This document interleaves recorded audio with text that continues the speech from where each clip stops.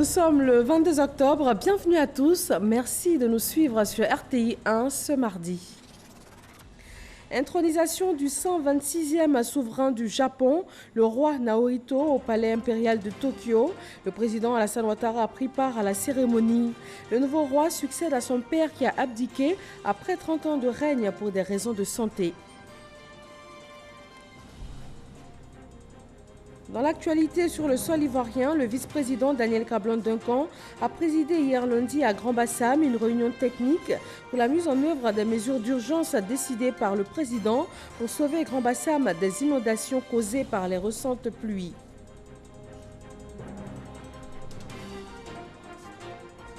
En marge des assemblées annuelles du FMI et de la Banque mondiale, le président de la BAD a été reçu en audience par Amadou Gon Coulibaly. Les échanges ont permis à l'hôte du Premier ministre ivoirien de remercier, entre autres sujets, le chef de l'État Alassane Ouattara pour son soutien à l'institution. Et puis la Banque mondiale apporte elle aussi beaucoup de soutien à la Côte d'Ivoire et aux pays africains. Avec l'UEMOA, elle cofinance à hauteur de 82 milliards de francs CFA le projet de logements sociaux et économiques dans les pays de l'UEMOA. Bonsoir à tous, nous sommes très heureux de vous retrouver ce soir sur RTI 1. Démarrons tout de suite au Japon. Le président Alassane Ouattara y a pris part à l'intronisation de l'empereur Naruhito au palais impérial de Tokyo. 2000 invités, 180 chefs d'État et dignitaires. L'empereur Naruhito succède à son père Akihito qui a régné pendant 30 années. Abiba Dambele Saoué et Awa Touré.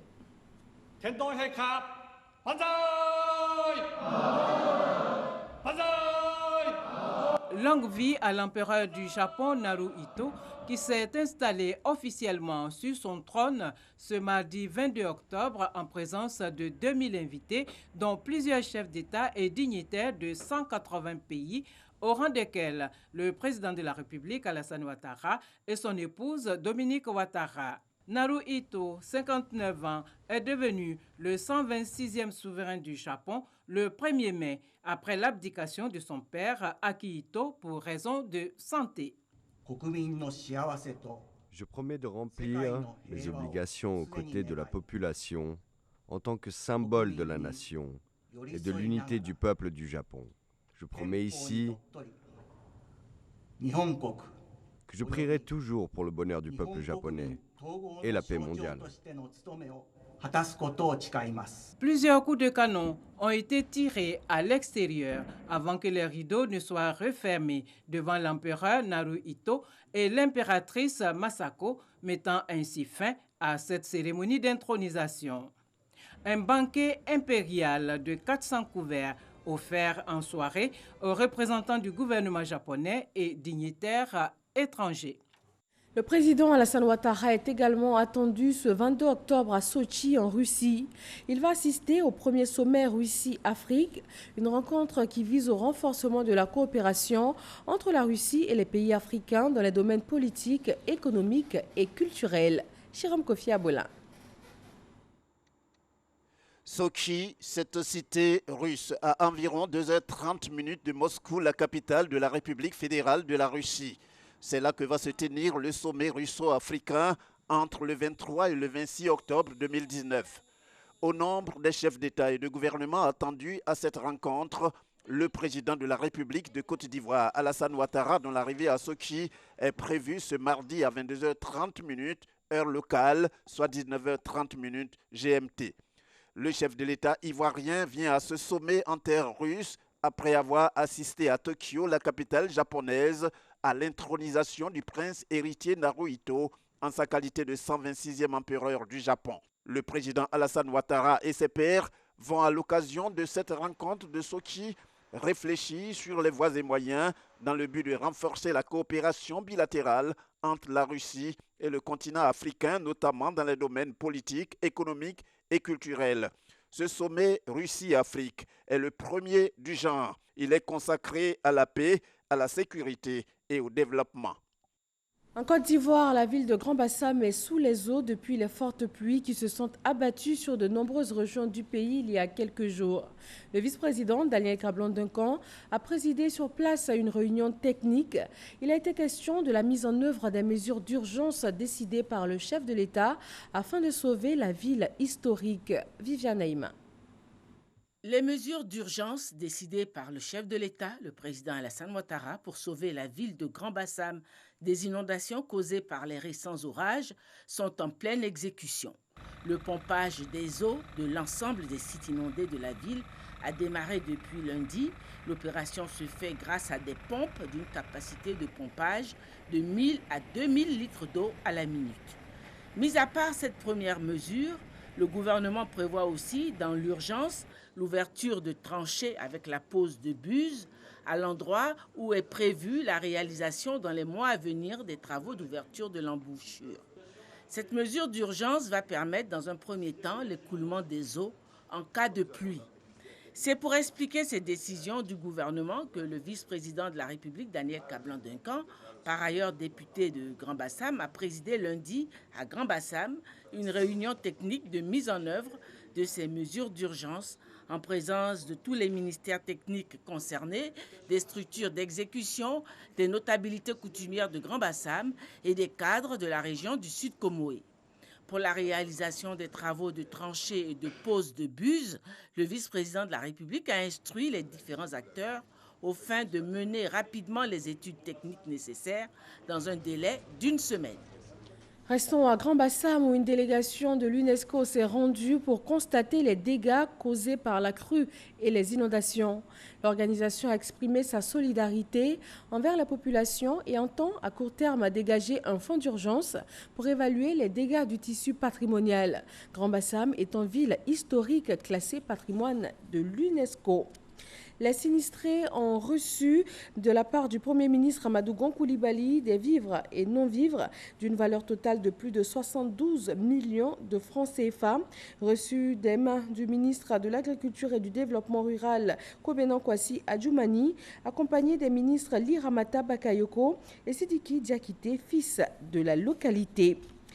Et on quitte Grand-Bassam pour Washington, assemblée annuelle du Fonds monétaire international FMI et de la Banque mondiale. En marge de la rencontre, le président de la Banque africaine de développement BAD a échangé avec le Premier ministre Amadou Gon Coulibaly. Le point de la rencontre avec Adama Koné. Chaleureuse retrouvaille entre le président de la Banque africaine de développement BAD et le Premier ministre à Washington.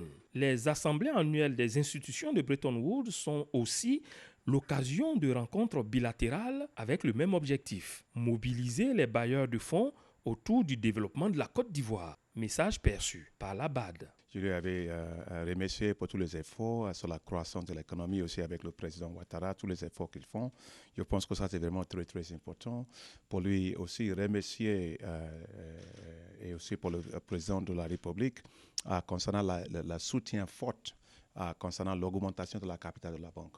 Parce que M. le Président Alassane Ouattara a donné une impulsion très forte derrière cette initiative pour l'augmentation de capital de la banque. Nous avons eu les bonnes discussions et il y aura une discussion au siège de la banque à 31 octobre qui sera aussi présidée par le président chef de l'État, le président Ouattara. Donc, nous avons aussi discuté concernant notre partenariat sur l'économie, sur la création de l'emploi, sur l'infrastructure, sur l'intégration régionale, aussi pour la stabilisation macroéconomique du pays. Bon, d'ailleurs, je dois se féliciter sur le Premier ministre parce que le pays, la Côte d'Ivoire, on vient de faire, c'est sorti de ce qu'on appelle le guichet d'un pays fragile, est devenu maintenant un pays avec une croissance le plus large fort dans le monde au niveau du guichet BAD. On est très fiers de la Côte d'Ivoire. Au terme de cette rencontre du Watergate Hotel, on peut affirmer que la Côte d'Ivoire et la Banque africaine de développement sont déterminés à parcourir le chemin du développement la main dans la main. L'appui de la Banque mondiale à la Côte d'Ivoire et aux pays africains, on en parle. L'institution financière et l'UEMOA financent le projet régional IDA pour l'appui conseil au programme de logements sociaux et économiques dans les pays de l'espace UEMOA. Ce projet d'assistance technique va coûter 82 milliards de francs CFA. Le reportage de Cheikh Koné. Sur les 8 pays de l'Union économique et monétaire ouest-africaine, l'honneur revient au Sénégal et à la Côte d'Ivoire de démarrer ce projet régional. Le programme d'appui conseil vise à remédier à la pénurie de logements en élargissant l'accès au financement à long terme pour les ménages à revenus modestes dans l'espace communautaire. La suite de cet appui conseil, de proposer de mettre en place par exemple un fonds de garantie. Le fonds de garantie va aider tous nos concitoyens, tous nos compatriotes qui sont dans les quartiers précaires par exemple, à pouvoir prendre un crédit parce que ce fonds va rassurer les banquiers. Financé par la Banque mondiale et la commission de l'UEMOA, ce projet est doté d'une enveloppe de 82 milliards de francs CFA, repartis en 2 volets. Un volet crédit d'une part, accordé à la BOAD par la Banque mondiale à hauteur de 71 milliards de francs CFA. Ce prêt sera rétrocédé à la Caisse régionale de refinancement hypothécaire. Il servira à financer les banques et institutions de microfinance afin de prolonger la durée des prêts accordés aux ménages. Et d'autre part, un second volet de 11 milliards de francs CFA sous forme de dons supportés par la commission de l'UEMOA. Selon les chiffres, nous sommes à peu près dans notre espace à près d'un besoin de 800 000, n'est-ce pas, nouvelles unités nécessaires pour assurer l'équilibre du marché du logement dans notre espace communautaire. C'est donc face à cette situation que l'UEMOA, dès 2004, a adopté un acte additionnel pour définir les axes stratégiques en matière de politique d'aménagement du territoire communautaire. Et en 2019, l'UEMOA a donc adopté un programme indicatif régional urbain. En Côte d'Ivoire, le site Songong-Assemblée de 400 hectares a été choisi pour exécuter le projet, afin d'accélérer le programme présidentiel des logements sociaux. Il s'agira de façon spécifique d'améliorer nos instruments de politique foncière et de logement au niveau institutionnel, financier et réglementaire, afin de promouvoir le développement d'un marché du logement plus efficace qui permettrait un accès plus aisé à un logement décent à toutes les catégories de la population ivoirienne. Dans l'espace communautaire, le prêt immobilier atteint difficilement la barre des 6%. Cet appui conseil aura pour avantage d'accélérer le rythme de production de logements abordables, avec en point de mire une facilitation dans l'accès au financement. Traité d'amitié et de coopération Côte d'Ivoire-Burkina Faso, les deux pays se sont engagés à mettre en place un fonds de 500 millions de francs CFA, une enveloppe pour appuyer l'entrepreneuriat féminin. Afin de mobiliser ces fonds, la ministre de la Femme, de la Famille et de l'Enfant de Côte d'Ivoire a échangé avec son homologue du Burkina Faso, Grace Kando. Séance de travail entre le ministre de la Femme, de la Famille et de l'Enfant et son homologue du Burkina Faso. Objectif, la mise en place du Fonds de l'amitié et de la coopération ivoiro-burkinabé pour la promotion de la femme. Le projet s'inscrit dans le cadre du traité d'amitié et de coopération TAC. Afin d'opérationnaliser ce fonds, les parties s'accordent pour le doter d'une allocation budgétaire de 250 millions de francs CFA par an et par État. En 2018, nous avons signé un accord sur le Fonds d'amitié et de coopération ivoiro-burkinabé qui permettrait aux femmes qui ont des projets intégrateurs d'être financées pour booster au moins l'économie dans le commerce. Il était bon que je vienne consulter ma sœur pour voir comment nous allons l'opérationnaliser. Nous savons tous que lorsque la femme est économiquement forte, elle a l'harmonie familiale. Ça contribue à cette harmonie familiale, ça contribue à une meilleure scolarisation des enfants, notamment des filles. Et ça réduit le nombre d'enfants dans les rues. Vraiment, nous sommes engagés ensemble pour que ce fonds soit opérationnel. Le Fonds de l'amitié ivoiro-burkinabé pour la promotion de la femme entre dans sa phase active à partir de 2020. Dans le domaine du tourisme, la Côte d'Ivoire a réussi à récolter 2500 milliards de francs CFA à Dubaï au terme de la table ronde pour l'investissement touristique. Patricia Omouetia, notre envoyée spéciale à Dubaï, nous en dit davantage. Dubaï, ville touristique, un exemple pour notre pays, la Côte d'Ivoire, qui y a tenu sa première table ronde sur la stratégie nationale de développement touristique initiée par le ministère ivoirien du Tourisme. Pour une levée de fonds de 1,5 milliard de dollars d'investissement, la moisson a été bonne. Pour 5 milliards, nous sommes dans la fourchette de la mobilisation pratiquement du financement qu'il faut pour que la stratégie soit rendue viable. C'est en effet un projet qui, sur le long terme, est un très bon investissement parce que la Côte d'Ivoire représente un hub en Afrique et ce genre d'événement va justement permettre à ce genre de projet d'aboutir. Cette rencontre a également mis en avant la nécessité de mettre un accent particulier sur les investissements dans le secteur.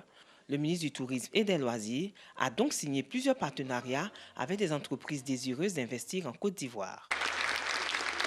Une 50aine de millions d'euros pour un projet d'une 100aine de chambres avec un spa, piscine intérieure et extérieure de 1000 m², un restaurant gastronomique, une brasserie. On puisse mettre ça en application le plus rapidement possible. Nous avons des projets de construction des hôtels en Côte d'Ivoire. Et si Dieu le veut, après notre retour, nous allons travailler dans ce sens-là pour réaliser ce projet. Pour le représentant du gouvernement ivoirien, ce sont des échanges approfondis et fructueux sur l'importance du financement du secteur du tourisme. Beaucoup d'entreprises se sont manifestées, et beaucoup de compagnies et bailleurs de fonds. Et nous avons les fonds arabes, le fonds saoudien, le fonds koweïtien, qui sont intéressés par la Côte d'Ivoire.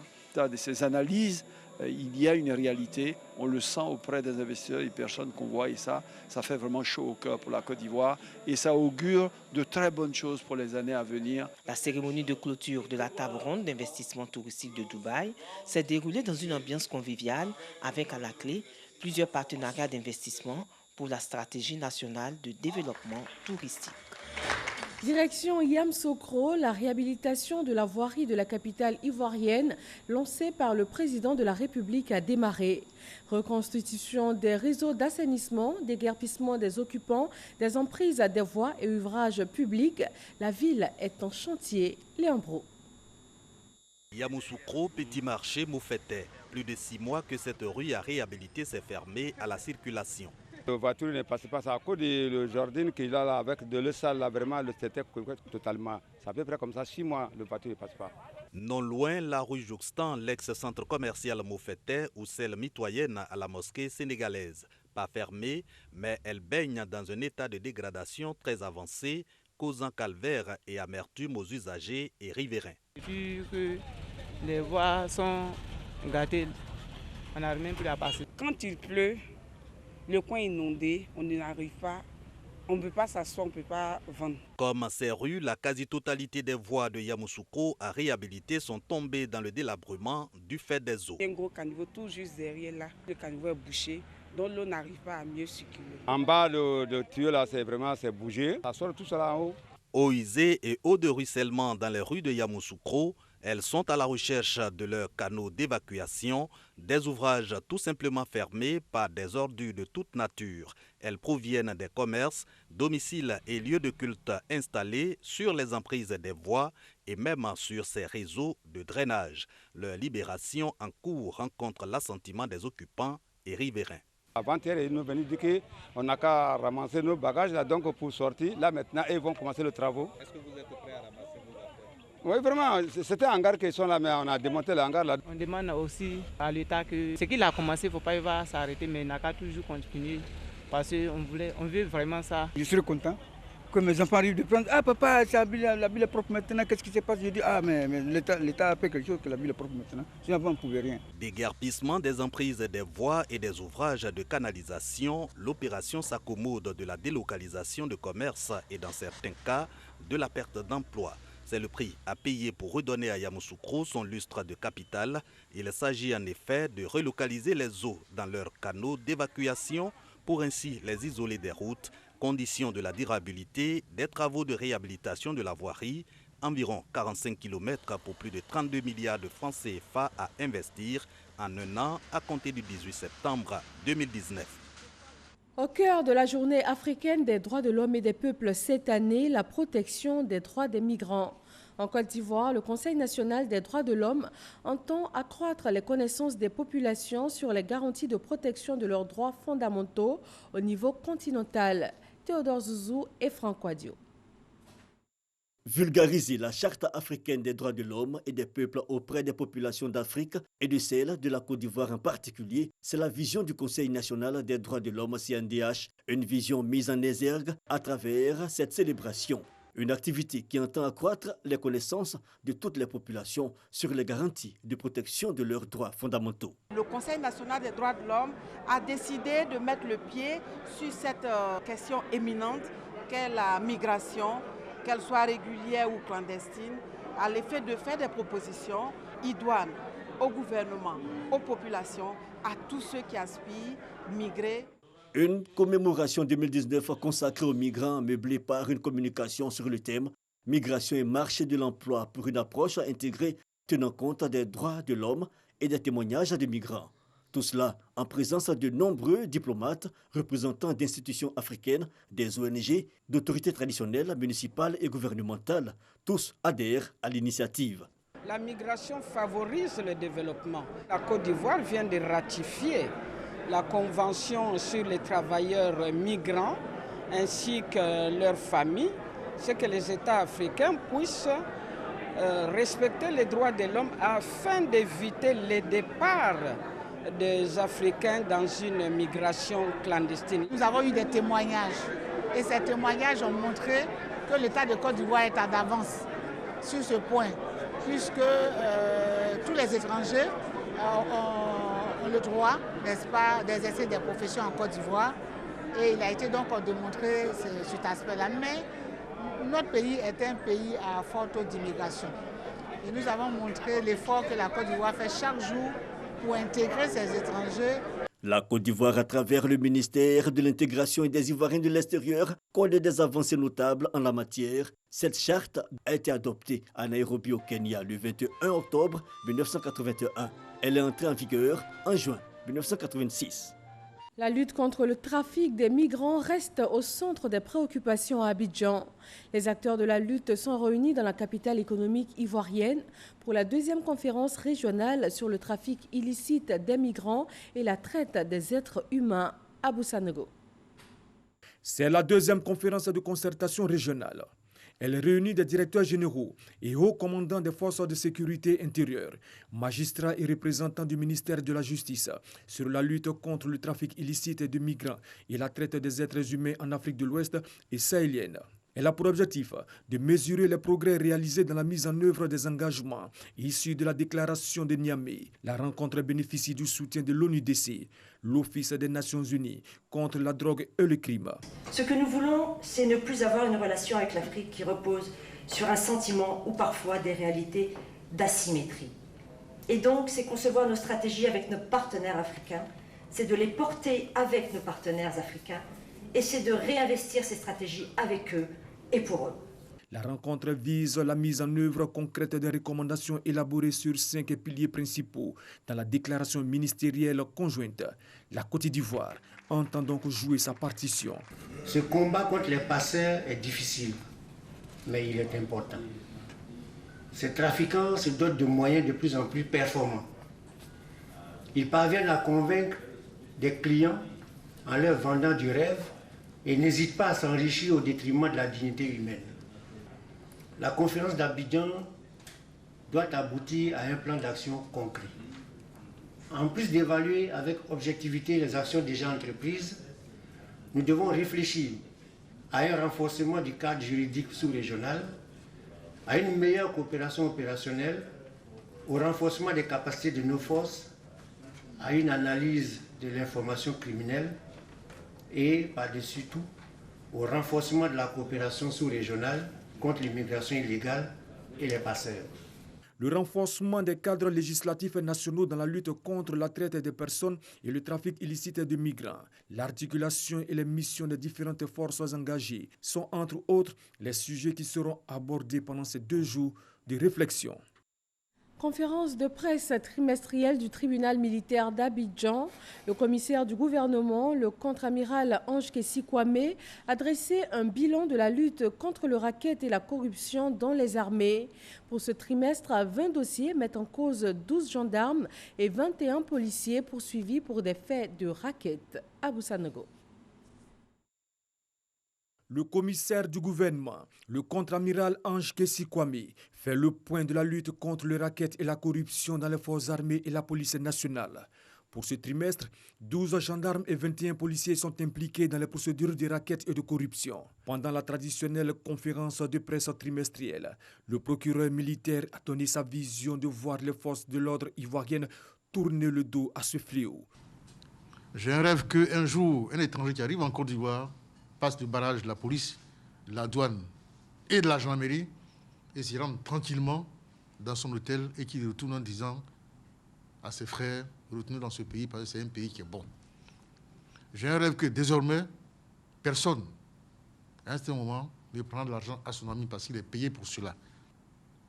J'ai un rêve qu'un jour, quand le policier ou le gendarme ou le militaire va sortir de son école, le serment qui représente la prestation de serment qu'il a fait lorsqu'il sortait, il va le respecter en disant, même si j'ai 10 francs par mois, c'est parce que la loi me demande de prendre ces 10 francs-là pour vivre et que je ne dois pas le prendre pour quelqu'un d'autre. Désormais, les chefs seront inclus dans les poursuites judiciaires. Il invite donc les victimes de racket à se présenter au tribunal militaire d'Abidjan. N'ayez pas peur. Le policier fait peur quand il est bon. Un policier, il fait peur quand il est honnête, quand il est dans sa tenue et quand il agit honnêtement. Quand on se dit, mais si on les signale, ils vont nous faire du mal, ils ne vont pas vous faire du mal. Il faut leur dire ça. Parce que si vous ne les signalez pas, on ne peut pas les extirper. Le tribunal militaire d'Abidjan entend intensifier sa lutte contre le racket et la corruption. Tant que le dernier racketteur n'aura pas quitté les barrages ou les corridors, le tribunal militaire et l'ULCR seront toujours là pour les poursuivre jusqu'à leur dernier retranchement. Et nous sommes là pour le faire jusqu'à ce que le dernier racketteur quitte le couloir et quitte les pistes, et quitte les barrages, et que nos parents soient sauvés, et que nos parents aillent dans leur champ sans payer 100 francs pour certains, et sans payer 500 francs pour d'autres. Par ailleurs, Ange Kessi Kwame s'est prononcé sur certains sujets, notamment les contrôles routiers et les plaintes dans les commissariats et brigades de gendarmerie. Pour retirer sa plainte, comme pour poser une plainte, on ne prend pas de l'argent. C'est gratuit. Depuis 2011, ce sont 211 dossiers qui ont été traités par le tribunal militaire d'Abidjan. Le Salon international de l'agriculture et des ressources animales d'Abidjan prépare sa 5e édition. Du 22 novembre au 1er décembre 2019, l'événement sera particulier cette année avec une semaine africaine de l'agriculture. Le SARA 2019 a été présenté à la presse. Noël Niagno. Le SARA, Salon international de l'agriculture et des ressources animales d'Abidjan, édition 2019.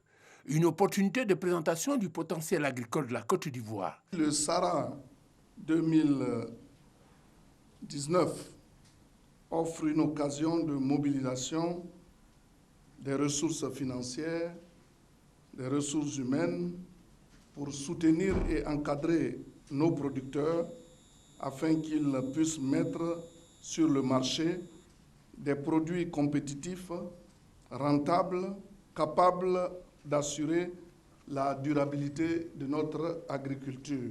Date à retenir pour sa tenue du 22 novembre au 1er décembre 2019, avec une particularité, l'organisation de la Semaine africaine de l'agriculture. Mais avant, les organisateurs, le commissaire général, les ministres en charge des secteurs de l'agriculture, des ressources animales et halieutiques, des eaux et forêts, les représentants de ceux du développement durable et de la promotion de la riziculture ont eu une rencontre avec la presse nationale et internationale dans toute sa diversité éditoriale. Objectif, souligner les acquis des 4 précédentes éditions, présenter l'édition 2019 dans toutes ses composantes, relever ses innovations, rendre hommage à la presse pour sa contribution significative à la notoriété croissante sur les 4 éditions de ce salon. À la matière, les chiffres font foi. En 2015, c'est 92 organes qui ont couvert l'événement. En 2017, c'est 162 qui ont couvert l'événement. En 2015, c'est 224 journalistes qui étaient présents au SARA. Et en 2017, 302 journalistes. Quand on éclate, en 2015, les organes nationaux, il y en avait 78. En 2017, les organes nationaux, il y en avait 139. Et les organes internationaux pour 2015, il y en avait 14. Et en 2017, 23. Pour l'édition 2019, il est demandé à la presse nationale et internationale de redoubler d'efforts pour asseoir définitivement le Sahara comme une référence en Afrique au sud du Sahara. 300 000 visiteurs sont attendus. Thème de l'édition, l'agriculture intelligente et innovation technologique. Quelle perspective pour l'agriculture? Pays invité d'honneur, la France. Et c'est la fin de ce journal. Merci de suivre RTI 1. Retrouvez-nous aussi sur les www.rti.ci. Bonsoir et à demain 20h.